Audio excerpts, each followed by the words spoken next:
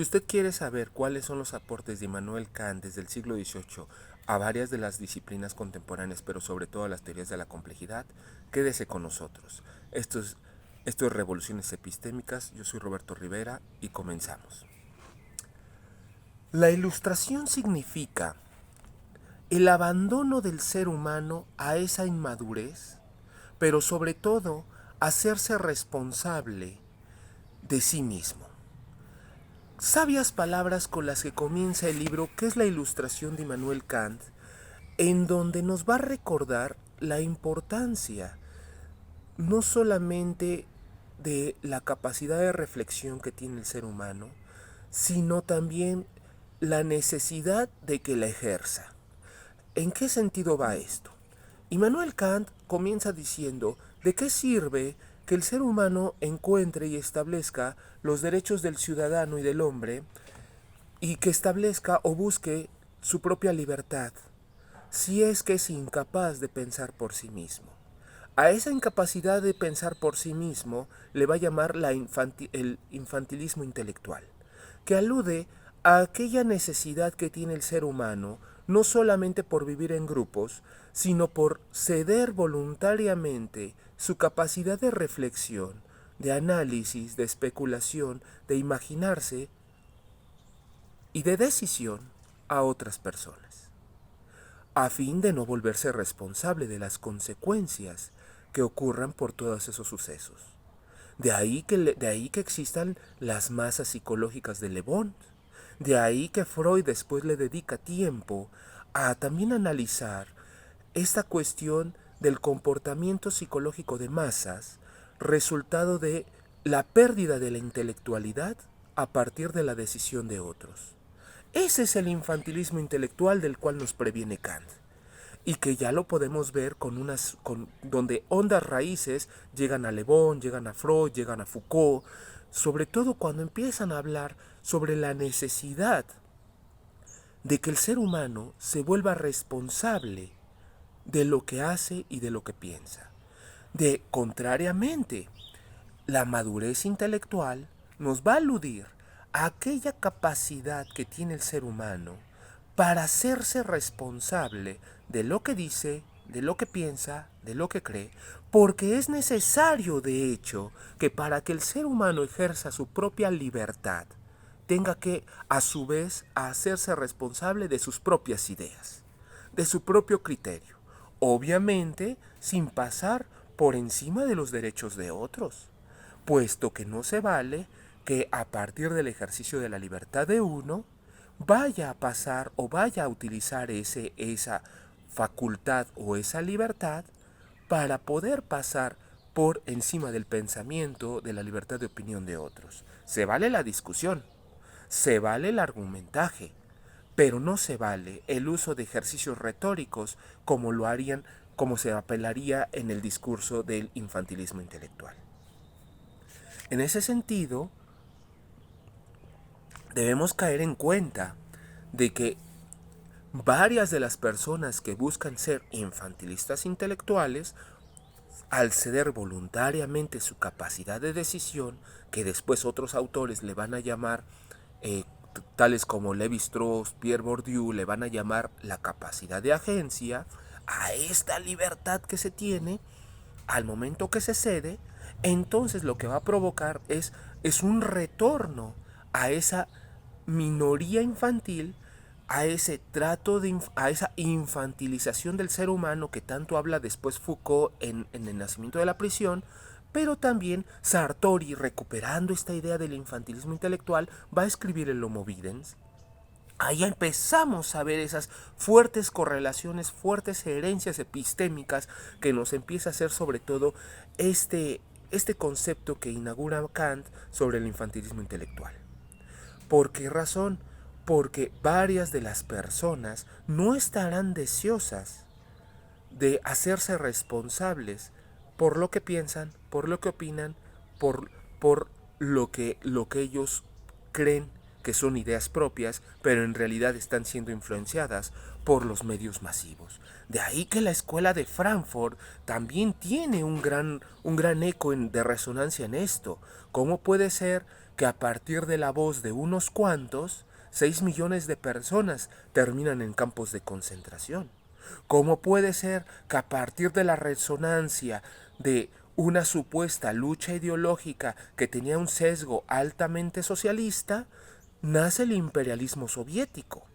He ahí esos puntos, esos derroteros, donde vuelve a salir Immanuel Kant de manera fuerte diciendo de que entonces de qué sirve que se haya logrado los derechos del hombre y el acceso a su libertad, si es que el mismo hombre busca, tal cual esclavo, tal cual animal domesticado que utilice una cadena, busca un nuevo amo que le jale la cadena, que le tire la cadena, porque simplemente no quiere perder los privilegios de que otro se haga responsable por lo que dice, por lo que piensa y por cómo él actúa. De ahí que nosotros no podemos seguir con este ejercicio, porque de manera oportuna actúa, dice Kant, el ser humano actúa no solamente a veces como un infantilismo intelectual, sino como un joven, un puberto intelectual, porque cuando le conviene, hace uso de su inteligencia, hace uso de su raciocinio, hace uso de esos dones que los recibe directamente del espíritu, pero cuando no, se sujeta a las normas de que es culpa de otro. A partir de que esta noción del espíritu también va a formar parte de los discursos estructuralistas y neoestructuralistas que comienza Lévi-Strauss a partir de hablar de el espíritu inconsciente y colectivo, el espíritu creador del inconsciente colectivo. Esos pequeños aportes, esas pequeñas categorías que llegan hasta nuestra actualidad, generan puentes dialógicos y comunicantes entre disciplinas, como ya lo hemos visto. Kant, como todo un filósofo que después fue seguido por Hegel, cuyas ideas también son recuperadas por el marxismo, de ahí que también nos prevenga Carlos Marx del papel de los intelectuales, del papel de los eruditos. Gramsci tendría también mucho eco en ese debate. Esa idea de que nos previene de los intelectuales y los eruditos nace también con Kant, a saber que un ilustrado, una persona que haga ejercicio de su madurez intelectual, no tiene por qué ser una biblioteca andante, no tiene por qué ser un erudito, sino que tiene que ser aquel crítico de la sociedad, sin importar el grado académico que tenga, sin importar la preparación que tenga, tiene que ser un crítico de su contexto, a partir de la libertad de pensamiento y de su acceso a otras obras que de manera voluntaria quiera leer. Y no significa que sea una biblioteca andante, que de repente empiece a hablar de autores, que empiece a citar categorías, que se aprenda frases de algunos autores pero sin tener contexto, y que a final de cuentas esa correlación que hace, que está más apegada a discursos retóricos con la intención de magnificarse, con la intención de presumir gran amplio conocimiento, pero que no hace ni una sola formulación nueva y original, y mucho menos logra hacer una correlación con fenómenos contemporáneos. Eso es precisamente lo que dice Kant, no necesitamos. Se necesitan personas que a partir de lo que libremente lean, libremente estudien, libremente observen, hagan análisis crítico sobre su situación social, política y económica contemporánea. Y no que no sean cuales campanas que solamente repercuten el sonido a la larga distancia de otros discursos de otros. De ahí, mis estimadas y estimados, yo les invito a que a partir de una lectura libre, ustedes escojan cuáles libros, qué autores les pueden maravillar, qué autores les pueden iluminar, porque uno nunca sabe en dónde encontrará una beta para una futura investigación. Yo invito a la lectura, en este video en particular, invito a la lectura del libro que es la ilustración de Immanuel Kant, seguido por el libro de Filosofía de la Historia del mismo autor, con la intención de que abramos ese bagaje de discusión que nos permita encontrar no solamente nuevas categorías conceptuales, sino que logramos establecer esos puentes epistémicos que van en contra del relativismo epistémico que se apoya de esos discursos retóricos que utilizan ciertamente los eruditos, los abogados y los políticos, a fin de engrandecerse, a fin de mostrar una argumentación que no tenga, que puede sonar altamente atractiva, pero puede ser altamente infundada, falsa y errónea. Asimismo, también existe la corriente del anarquismo epistémico, que es muy válida. De hecho, es más válida que el relativismo epistémico y más válida todavía que los discursos retóricos. El anarquismo epistémico, que es promulgado por Feyerabend, que alude también y recupera gran parte de esta capacidad de madurez intelectual, alude y nos invita a ser aquellos críticos que encuentren los puntos flacos en otras teorías de otras áreas y de otras disciplinas. Qué rico sería volverse un políglota científico, porque el poliglotismo científico que alude a aquella capacidad de reflexión, aquella capacidad de análisis, donde una persona es capaz de acceder a libros de otras disciplinas de las cuales no se ha formado y dialogar en horizontalidad con los que sí se formaron en esas áreas de estudio. Es decir, el psicólogo, utilizando las categorías de la jurisprudencia, dialogar en horizontalidad con el abogado.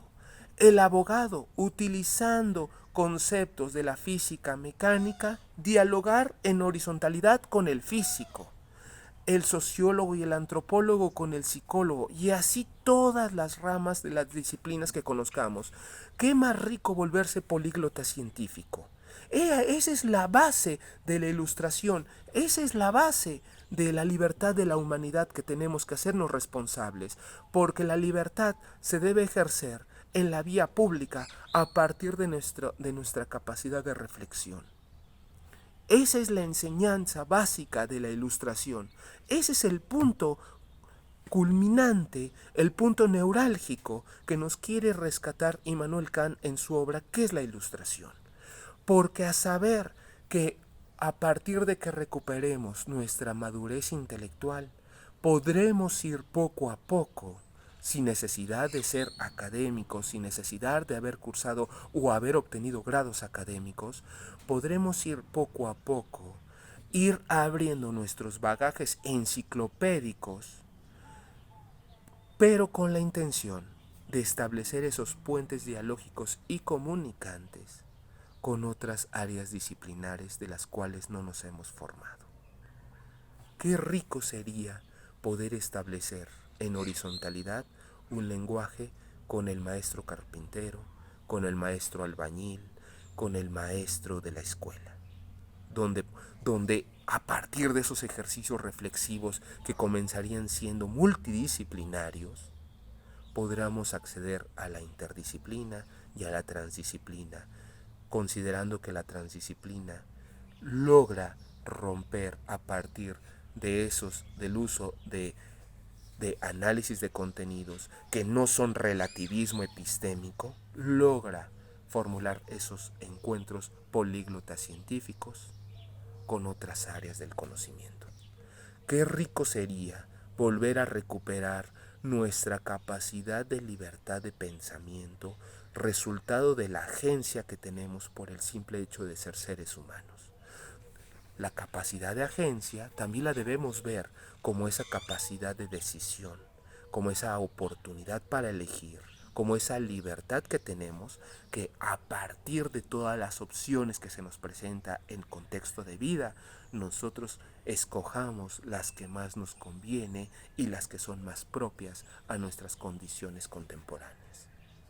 Esperando que esta pequeña reflexión pueda ser, reitero, la invitación a la lectura, a la obra de ¿Qué es la ilustración?, pero también Filosofía de la historia de Immanuel Kant.